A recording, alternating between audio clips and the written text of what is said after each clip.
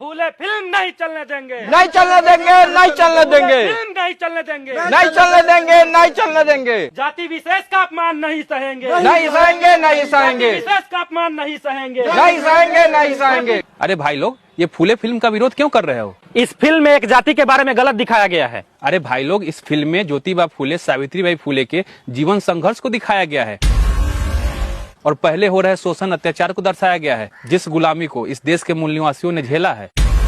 ऐसा कुछ नहीं, ये सब बदनाम करने का साजिश है। अगर पहले हो रहे शोषण अत्याचार को दिखाने से किसी की बदनामी होती है तो जिसने ये गुलामी झेली है उसका क्या? इस फिल्म में ब्राह्मणों द्वारा सावित्रीबाई फूले पर गोबर फेंकने का जो सीन दिखाया गया है बिल्कुल गलत है, ऐसा नहीं हुआ था।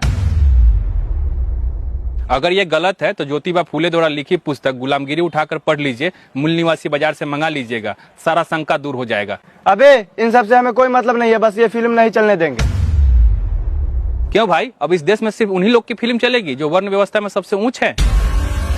जरा सोचो, एक फिल्म जो शिक्षा, समानता और इंसाफ की बात करती है, अगर इससे तुम लोगों का सिस्टम हिल रहा है तो समझ लो तुम लोग का सारा सिस्टम झूठ पर टिका है। तुम लोग को फूले फिल्म से डर बस इसलिए लग रहा है कि लोग कहीं ये जान जाएंगे कि शिक्षा की असली देवी सरस्वती नहीं बल्कि माता सावित्रीबाई फूले हैं। लोग जान जाएंगे कि सबसे पहले महिलाओं के लिए सावित्रीबाई फूले और ज्योतिबा फूले ने मिलकर प्रथम स्कूल खोला था। लोग ये भी जान जाएंगे जब माता सावित्रीबाई फूले शिक्षा देने जाती थी तो मनुवादी मानसिकता से ग्रसित लोगों ने उनके ऊपर गोबर फेंका था। लोग ये भी जान जाएंगे कि बाल काटना नाई का धर्म नहीं धंधा है, चमड़े की सिलाई करना मोची का धर्म नहीं धंधा है और पूजा पाठ करना और करवाना ब्राह्मणों का धर्म नहीं बल्कि ये धंधा है। लोग ये भी जान जाएंगे कि जिन लोगों को हिंदू बनाकर राजनीतिक फायदे के लिए इस्तेमाल किया जाता है उनकी हालत पहले जानवरों से भी बदतर थी कि अंग्रेजों ने तो सिर्फ हम पे 100 साल तक राज किया, गुलाम बनाकर रखा, लेकिन इन मनुवादियों ने हम पे 3000 साल तक गुलाम बनाकर रखा, हम पे शोषण किया। इन लोगों ने जब महिलाओं को लक्ष्मी का दर्जा दिया गया, उन्हीं लोगों ने महिलाओं को अनपढ़ रखने के लिए आंदोलन चलाया कि महिला अनपढ़ रहे। फूले फिल्म सिर्फ ये फिल्म नहीं बल्कि एक क्रांति है जो पर्दे से उतरकर जमीन पर आने वाली है।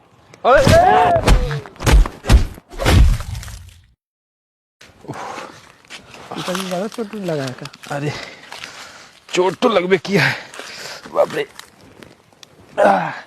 बैठो उस पर।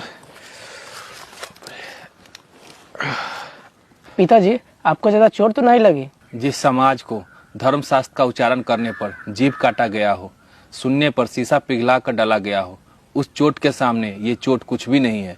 पिताजी, ज्योतिबा फूले कौन थे और उनसे ये लोग इतने नफरत क्यों करते हैं? ज्योतिबा फूले भारत के महान समाज सुधारक, विचारक, लेखक और महान क्रांतिकारी महामानव थे। उन्होंने समाज में फैले अंधविश्वास, पाखंड, जातिवाद, भेदभाव, छुआछूत, महिलाओं पे हो रहे शोषण और शिक्षा को लेकर आवाज उठाए थे। यही कारण है कि ये लोग उनसे नफरत करते हैं। पिताजी, ये तो महान काम है, फिर भी उनसे नफरत क्यों? देखो, जब ज्योतिबा फूले की शादी सावित्रीबाई फूले से होती है, जब ज्योतिबा फूले पढ़ाई करते हैं तो सावित्रीबाई फूले को भी पढ़ाते हैं और उन्हें पढ़ाकर भारत की प्रथम महिला शिक्षिका बनाते हैं। लेकिन महिलाओं को शिक्षित होने पर सवर्ण समाज को आपत्ति थी। वे नहीं चाहते थे कि महिला समाज शिक्षित हो, क्योंकि हिंदू धर्म शास्त्रों के अनुसार महिलाओं और शूद्रों को शिक्षा ग्रहण करने का अधिकार नहीं था। इन्हीं सब अधिकारों को दिलाने के लिए ज्योतिबा फूले ने लड़ाई लड़ी, इसलिए ये लोग उनसे नफरत करते हैं। और फूले फिल्म में यही सब चीजों को दिखाया गया है। उनकी काली करतूत लोगों के सामने बाहर ना आ जाए, इसलिए ये मनुवादी लोग बाहर जाकर आंदोलन कर रहे हैं और फिल्म पर रोक लगवा रहे हैं। ज्योतिबा फूले द्वारा लिखी पुस्तक गुलामगिरी में ब्राह्मणों की उत्पत्ति ब्रह्मा के मुख से दिखाई गई है। अगर आज के इस वैज्ञानिक युग में लोगों को पता चलेगा तो लोग उन पर हंसेंगे और पूछेंगे कि क्या ब्रह्मा के मुख में गर्भाशय था। इन्हीं सब चीजों को छुपाने के लिए ये नौटंकी चल रही है और ये मनुवादी लोग फूले फिल्म को बैंड करवाने पर लगे हुए हैं। इतना झूठ और घटिया बात कौन मानता है? अंग्रेजों ने बेशक हम पर शोषण अत्याचार किया, लेकिन वे अपने फायदे के लिए हमसे मेहनत मजदूरी करवाते थे। लेकिन ये मनुवादियों ने हम पर शोषण अत्याचार भी किया और साथ साथ हमें धन रखने के लिए रोका, हमें शिक्षा प्राप्त करने के लिए रोका, हमारे पूर्वजों को पानी पीने तक नहीं दिया। कुत्ते बिल्ली जिस तालाब से पानी पी सकते थे उस तालाब से हमारे महापुरुषों को पानी तक पीने नहीं दिया।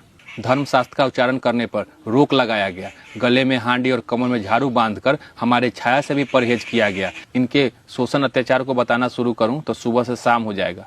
पिताजी, इतने शोषण अत्याचार के बाद भी लोग पूजा पाठ, शादी विवाह, श्राद्ध में उन मनुवादियों को क्यों बुलाते हैं? इन मनुवादियों ने अपने फायदे के लिए समाज में काल्पनिक देवी देवताओं की रचना की और भ्रम फैलाया कि इन देवी देवताओं के सामने मन्नत मांगने से मनोकामनाएं पूरी होती है, और लोगों ने इसे सच मान लिया। पिताजी चलिए, अब घर बहुत लेट हो गया। चलो।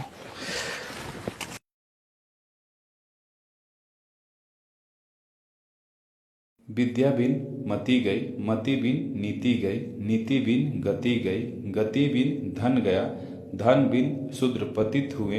इतना घोर अनर्थ सिर्फ अविद्या के कारण ही हुआ।